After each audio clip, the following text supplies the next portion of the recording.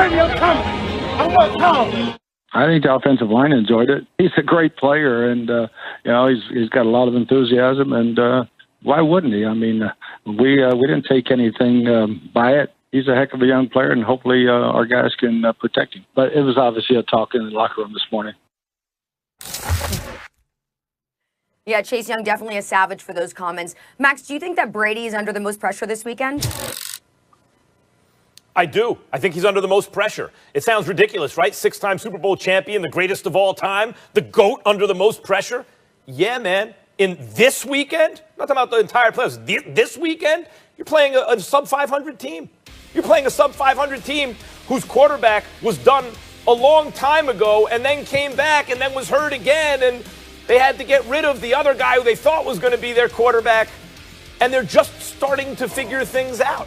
You have to beat that team, particularly when you went to a place with an embarrassment of riches on offense. You brought your security blanket in Gronk. They had a really good defense, and by the way, I give Brady credit. I'm not saying, Brady just set himself up for success. He did, but you got to give him credit, and I do. He played exceptionally well, particularly as the season went on. This is a Bucs team that is peaking at just the right time. And do I think that has something to do with Tom Brady and his wisdom that comes with that experience and his own greatness and leadership? Yes, I do. Yes, I do. But for all those reasons, what possible excuse could he have for losing to Washington in the first round? For losing, you said it yourself, the weak link in the NFC playoffs. Let's be honest. In the playoffs, period, in the NFL, they are a sub-500 team. You have to beat them. By the way, you know who was Tom Brady before Tom Brady was Tom Brady? Joe Montana. He was the original GOAT. Just like Tom Brady's numbers, Peyton Manning's usually look better, but when the money was on the line, you liked Tom Brady, and how much of that was Belichick and how much of that was him? Montana went through the same thing with Dan Marino. Montana was one with all the championships, but he didn't have as much obvious talent as a guy like Marino, but he had Joe Walsh, and he had this system and everything. Then he went to KC at the end of his career because they had Steve Young. In the 49ers had Steve Young. And he goes to KC, and what happens? He quarterbacks them to the AFC Championship. Championship. Right? That's the kind of stuff we're expecting from Tom Brady. Yep. We're expecting him to guide the Bucs on a playoff run. It sounds good. This is a double-digit win team. Sounds good, Max. And I think you're thinking of this for the first time very, too small. Right? You're like, because he's playing a team that he should beat and all that. Yeah, whatever. You're thinking about, so you can come in and talk about this ravine or this cliff or this ditch or a canal or whatever it will be that Tom ravine. In. It happens to be tilting up, but I didn't know. Yeah. So, but here's the thing. What about Lamar Jackson, though, Max? What about the guy that's never won a playoff game? That in the last 2 years, even when he's the league MVP, loses to the Tennessee Titans, who, by the way, I think they're playing again, who he lost to this season in an overtime run by Derrick Henry. The Lamar Jackson that no matter what happened throughout this regular season, if he played well and was the season's regular season MVP, or if he played like he did kind of in the middle and now had to pick it up toward the end of the season, we were going to be questioning, does Lamar have what it takes to win in the playoffs? Can Lamar Jackson, with what we perceive as his limitations as a passer, being the lead runner on a team, win a playoff game? Can you get to a Super Bowl that way? That's the question we were asking of Lamar Jackson before the season started. And then now, the Lamar Jackson who didn't win the AFC North, who is just one of the 3 teams that gets in, 2 teams that got in by wild card, who isn't a Pro Bowler, right? Who isn't in the MVP conversation. Now he has to go to Tennessee, and now that his heights of individual play are no longer there, there's only one question. Are you good enough to win playoff games? And Tom Brady, if Tom Brady loses this will be a blip on the radar of Tom Brady. When we talk about his resume, when they give him his Hall of Fame jackets and we talk about his accolades, they won't even mention if he loses this game to the Washington football team.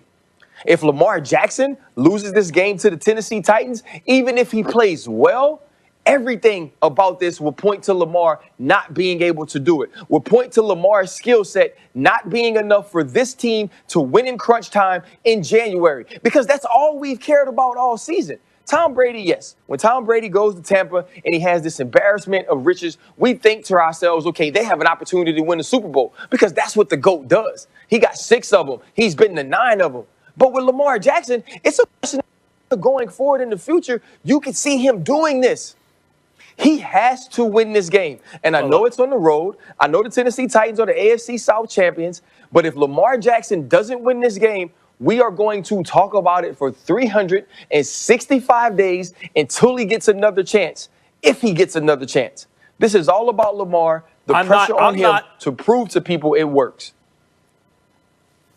Look, Ryan, I'm not arguing there's not pressure on Lamar Jackson. I'm the original. It's not that he can't beat good teams. He's beaten plenty of good teams. He can't beat the teams he needs to beat, right? He can't beat the Pittsburgh Steelers with Roethlisberger. He can't beat the Chiefs, and he can't win in the playoffs. There's enormous pressure on Lamar Jackson, no question. But you said it yourself. He's playing the champions of a division. He's playing a very good team. He's playing a team that a lot of people think are going to win the game, right? No one thinks Washington's going to beat the Bucs. Max, we won't talk about Lamar when we come in here. If Lamar loses to Tennessee, we won't talk about it. If Lamar loses to Tennessee, will that not be one of the lead stories of First Take? Yes, not as much as if Tom Brady loses to Washington, though.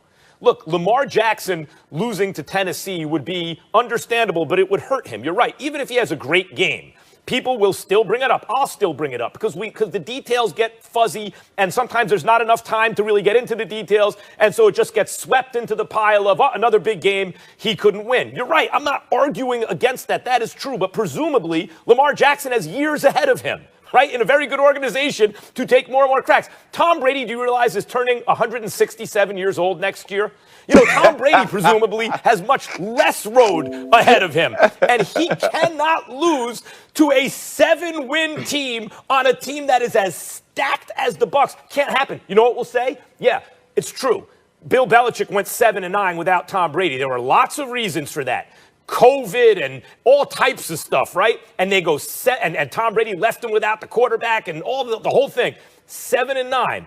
Tom, that's different than losing in the playoffs to a 7-9 team when you have every single thing you can ask for. By the way, including a coach in Bruce Arians, who, whatever you want to say about no risk it, no biscuit versus dink and dunk and how would that mesh, the fact is Bruce Arians has pressed all of the right buttons with Tom Brady and this team this year. There would be no excuses for a loss to Washington. Listen, it's not about excuses, right? It's about Tom. Tom has built up so much in our emotional bank account of us understanding who he is. This is not going to be something that mars his career. Lamar Jackson has one huge question. We don't question if he's talented. We don't question if he's a good enough quarterback to win in the regular season. We don't question any of those things. We question, can he win the playoffs? He's been 2 times and he's lost. This will be 3 for 3. Who Tom Brady is done, bro. It's etched in stone. All he can ever do is continue to elevate. All he can ever do is continue to create more separation between him and the next guy. Losing this game doesn't knock Tom Brady back into the fray of everybody else. We want to see what Tom Brady does under pressure without Belichick. That's what this whole year is about. Belichick doesn't look great right now, missing the playoffs without Brady. How's Brady going to look if he doesn't win a game against a 7-win team in the first round of the playoffs when his team is stacked? People will say, look what Brady did without Belichick. Right, and what he did was he got a team to the I think if I were Tom Brady, I would be highly embarrassed to lose to the Washington football team in the playoffs. I'm not Tom Brady, but I feel like he would maybe agree with that one. But, guys, if the Bucs offense rolls like it has been in these past few games, they should be just fine. They've scored 122 points combined in their last 3 outings. But we got to go. Got to wrap up this segment. We have lots more to get to right here on First Take. It is almost time.